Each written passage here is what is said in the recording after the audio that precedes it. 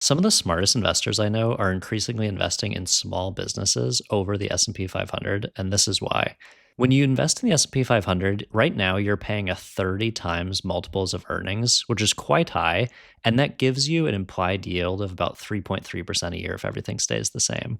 Small businesses, on the other hand, trade right now for 3 to 5 times earnings, which means if everything stays the same, that gives you a 20 to 33% a year yield, which is much more attractive. Now, the problem is that although small business investing is very attractive, it's also very hard. There's an adverse selection problem where the people with the worst businesses are most happy to sell you stakes in them, which is a problem. It's hard to find great deals. And it's also difficult to align incentives between the existing owner and new investors. And that's where entrepreneurship through acquisition, or ETA, comes in. Part of the reason that ETA is so interesting right now is there's 2 million businesses owned by baby boomers, and those need to change hands in the coming years. And most are below $2 million in earnings, which is too small for private equity.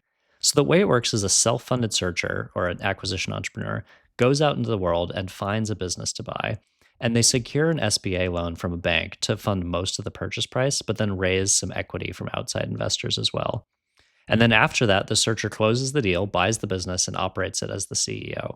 So let's look at a business that's doing, let's say, $1 million in earnings, and let's say it's being bought for a 4 times multiple, so $4 million. The capital stack is probably $3 million of SBA loan, maybe a $600,000 seller note, and let's just say $400,000 of equity from investors and the searcher. Let's look at an example investment of $100,000 in this transaction, and let's just assume that everything about the business stays the same into the future, so no growth. As an investor, we'll get a 10% preferred return. And our deal with the searcher is that 100% of our invested capital needs to be returned before they can take any profits out of the business. And let's assume that happens in year 3 and 4.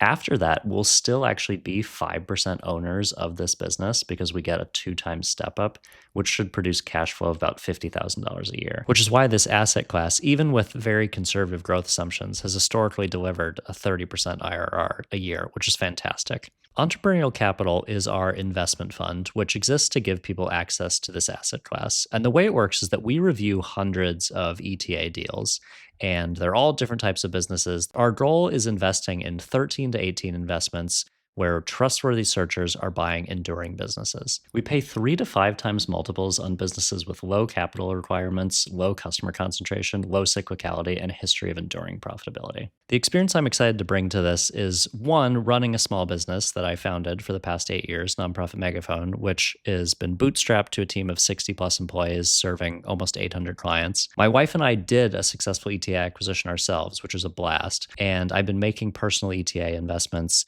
through my NBA network and just other networks to people doing self-funded searches as well. Entrepreneurial Capital is open to accredited investors. I would love to discuss it with you if it's of interest. Feel free to learn more at entrepreneurialcapital.com or DM me. Thanks so much.